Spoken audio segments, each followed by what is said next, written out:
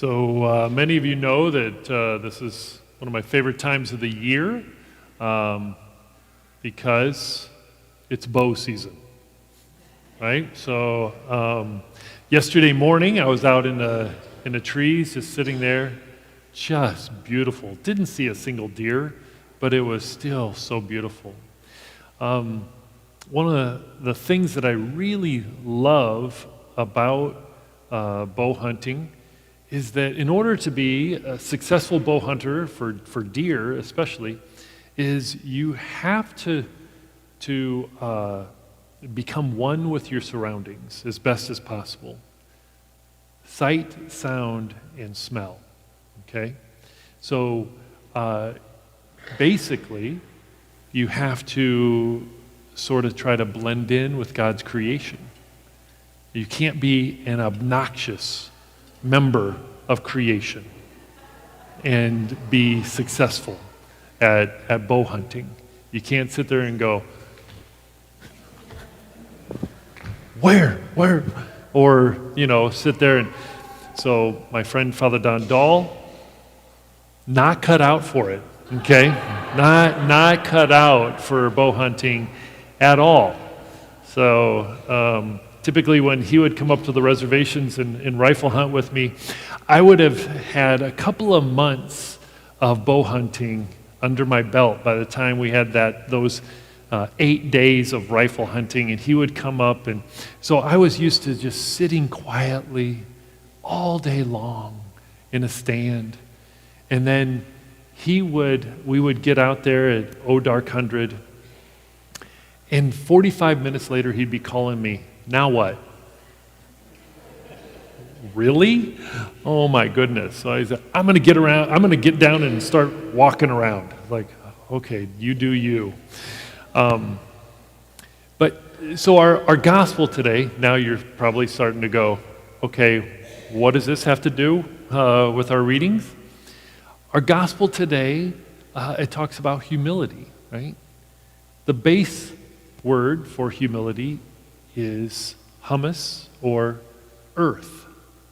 So I don't know what we typically think about when we think about humility, but really it is humbling ourselves as being connected to the earth is really one of the I think more appropriate ways to think about humility, getting connected with the earth. It's so interesting in this gospel passage, Jesus points out this Pharisee, right? Talk about obnoxious, right? He actually, in prayer, is belittling the tax collector. He tries to build himself up by tearing down another person.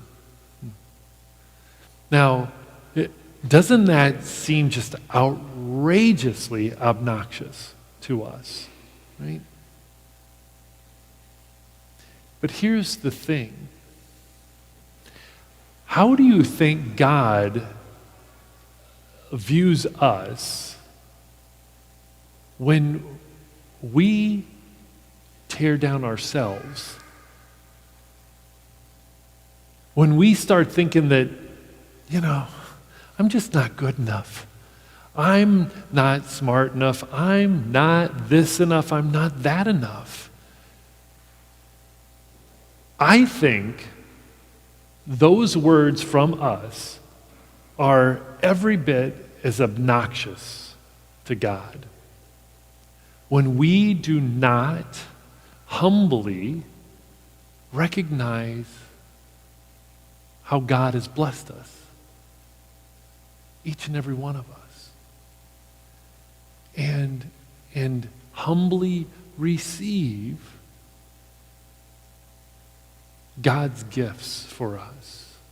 And then strive to then use them to the best of our ability, right? That's the exchange, I think, that we're in for, we're supposed to be working for. This is what I suggest that we work on this week. Huh? Think about those times in our lives when we just don't think that we're enough. Because that's not from God, okay? That's from the evil one, right? Because it's a lie. We are enough. We are enough for God.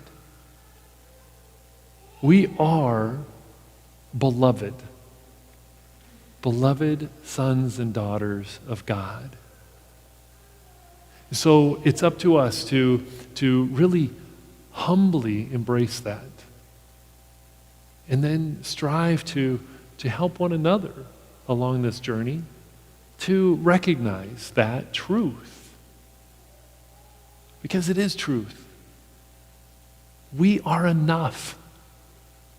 We are God's beloved.